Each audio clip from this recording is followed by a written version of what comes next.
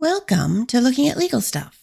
Today we have a clip of a TPO hearing with a woman who wants a restraining order against her ex-roommate for allegedly trying to spit on her and for also getting violent with her, including brandishing a gun and throwing a hookah at her, after she complained that her ex-roommate was playing music too loud late at night.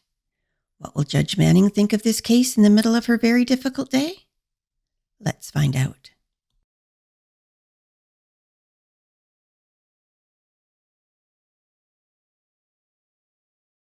Carter versus Russell. Where you guys at? Thank y'all. Both of you, raise your right hand. Y'all swear affirm testimony about to give is the truth, whole truth, nothing but the truth. Yes. Yes. Carter, you got any witnesses? No. All right, what about you, Ms. Russell? No, I don't have none right now. Okay, no, not right now. You don't have none, you don't have none. All right, Ms. Carter. Please. Okay, so this started on the 21st of February. She came in kind of drunk, I assume it's from the club, and had music playing. One of her women that she's dealing with, she's in there, they having an argument. It's music playing kind of loud. I have a computer, by the way, we're roommates. There's a computer that's close to my room. It's kind of loud because the walls are thin. It's 4:44 a.m., the timestamp on the text. And I'm just saying, I told her, I said, do you mind turning the music down? I'm telling her, I know that it might not be that loud to you, but the computer is by my room. And I'm tired. I work at night anyway, so I'm trying to get rest. They're in there. The argument is escalating. They're talking about fighting. So the girl, she gets up and leaves. The argument goes into the hallway. So while they're in the hallway, I just took the time to go turn the music down. She sees that I'm up, comes in, and she's talking about breaking the lease because we don't speak.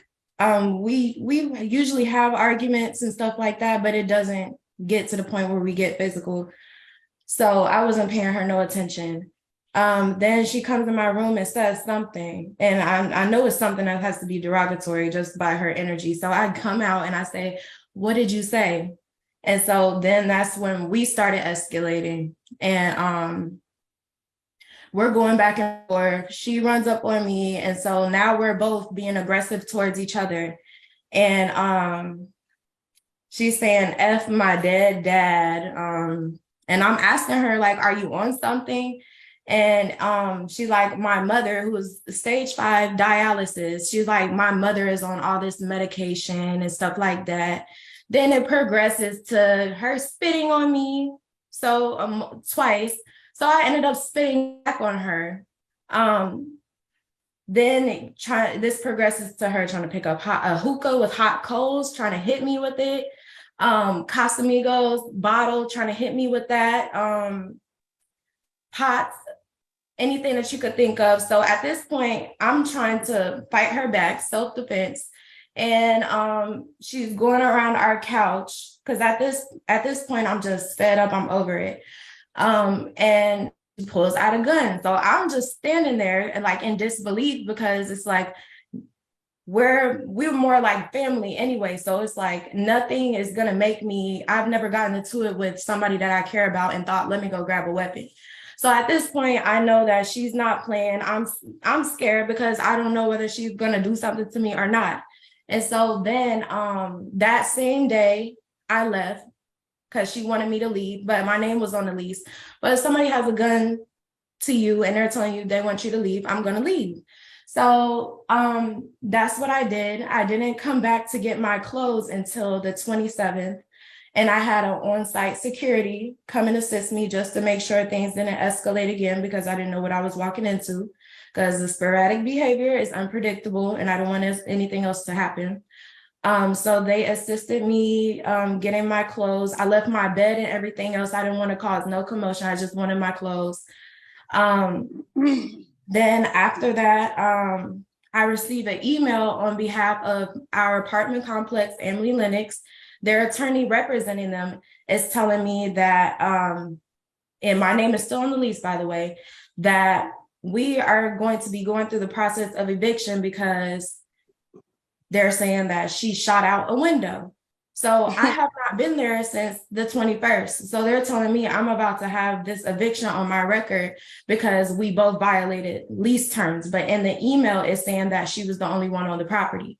So I've been going back and forth with this leasing office to make sure that I'm not getting evicted because I was not present during any of this. I don't even know anything about why a firearm was discharged in the apartment. That has nothing to do with this. And March 1st, Should we you get didn't pay back to- March It does 1st rent. because it's showing that you have a pattern of I just aggressive want you to get back to behavior. what she did to you specifically.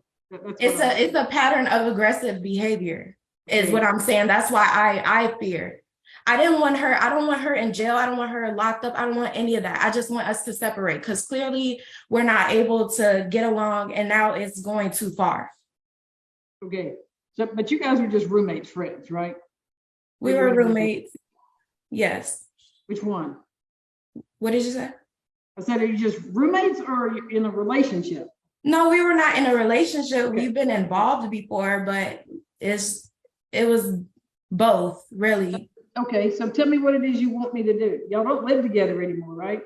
No, I left, but I'm Okay. saying I just want to make sure that we're not, because it's been phone calls and texts to my mother who has nothing to do with this.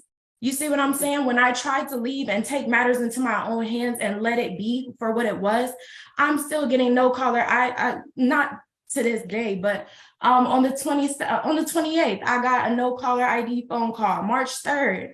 And then you're texting my mom, and that's too much. Because we had already went our separate ways. So I just don't want us to have no contact with each other. And I want my mom left out of it. She has health problems. She doesn't have nothing to do with it. All right, hold on. Ms. Russell, I viewed you 10 minutes ago, but you now take yourself off mute and talk to me directly. All right. So what do you want me to start at, ma'am? Probably, I mean, respond to Okay, so yeah, we had this look. We started off as it was business going on where I was managing her, blah blah blah. Doesn't matter. She had a situation where her father died. I felt sorry for her because she was living with these older guys. They was taking advantage of her. So boom, I give her a place to stay. She stayed in my first place with me, but she didn't have a room. So I was like, you know what? Let's build you a little credit. Let's build you this and that so you can have some stability and have your own room and this and that. But I don't want you to have male company because I have a lot of belongings in the house that I don't want these guys to come in and I feel unsafe and that they be stealing. You can have a partner or whoever you deal with, but I don't want number of guys keep coming in and out the place. Boom. That's where we started having the disagreements at because she wanted this guy to come, that guy to come, this and that. When we got into it that day, the only reason a gun was in the place of anything, a guy was in the mix of this trying to hold us back from being confrontational with each other. No gun was pointed towards her, near her, and I don't know why she would want to say that to try to make me look as bad or whatever. I hadn't did nothing but help her this whole time, and that's that. The guy, he was being manly, like using his muscle against me. And guess what I told him? I said, you're in my home. If you use your muscle against me one time, I'm gonna show you exactly why not to touch a female again. And that was that. That was towards him. He said he's sorry. He apologized, and that was that. She came back after that. I didn't say anything to her or nothing when she came and got her belongings. And when the guy was out the door, I didn't say anything about that. Only thing I said something to her mother is about this rent because we have a lease together and I want the business taken care of. I don't care about her, about what she does or anything of that nature. I just want the lease is in both our name and I care about my credit. I'm in the stage right now that I can buy a home and I'm in this position from helping somebody. And it's done bit me in the booty. So all I want is her to pay the rent. After I went on and paid the rent, which I have the paperwork to show that, once I paid the rent, I didn't hear her mother up or nothing or nobody. I told her mother that I would get the last laugh and the text message that I sent on the Text Me Free app, it said that I'm going to sue you. I said, you playing with me and I'm going to sue. That's the only thing I threatened her about is suing for that remainder of that rent. I paid the rent. So that's the only thing I care about is the money. And I helped you be in the state of mind that you can have somewhere to stay. I'm talking to her. You're just testifying and talking. I understand that. I apologize, but yeah, I just want the rent money and call that a day. It's not that I'm being around her or looking for her or keep calling her. I hadn't called her since the rent been paid. No phone calls at all, ma'am. Now, I'm not that type. I'm not no stalker type, no care about what you're doing type. I'm not that. All I wanted for her is to have something for herself, because I know how it is to be without a parent. Of course, when you feel like somebody's Okay, taking now, advantage of you, Miss it all hurts. right, stop, all right, because see, okay. Ms. Carter, what is it that you want? I mean, this isn't small claims court, you go about the rent. That's a y'all problem. That ain't a this court problem. This is just about domestic violence. That's all it's What about. is it you want, Ms. Carter? I just don't want us to be in contact no more. And I brought it to this point because she contacted my mother.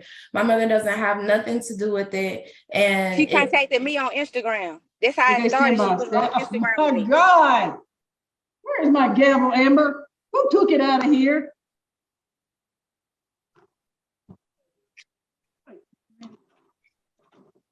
All right.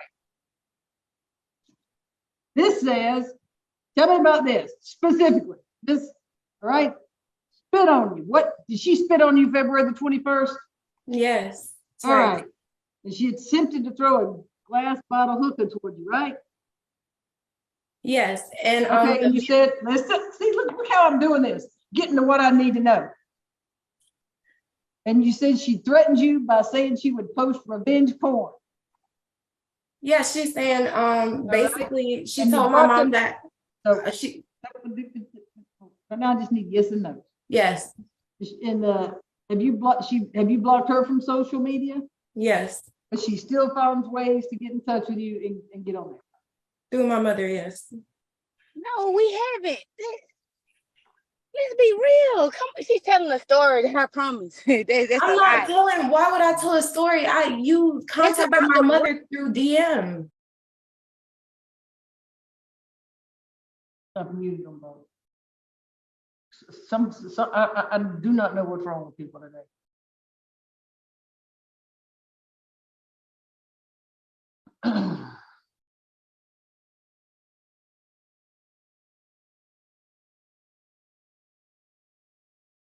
Ms. Free, I sent you a message.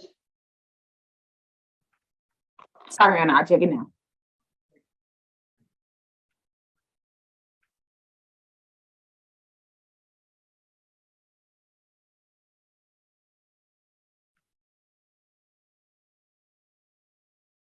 All right. You moved out, right? Anyway, y'all are going to get in touch with each other? Ms. Carter? Ms. Russell? This is just more like you want your money back. She wants you to leave her alone.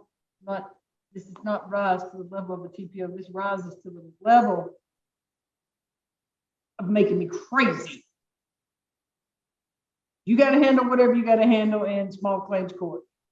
Leave Ms. Carter alone. Period. Leave her alone. If she has to file again because you won't leave her, stop reaching out to her mother. Y'all are grown women. You may have just lost the money. Maybe she ain't gonna pay the rent. Maybe she's not going to. Maybe it's just all on you.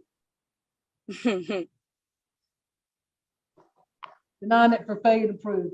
Y'all place your email in the chat. What you do, y'all can both leave the meeting. Thank you.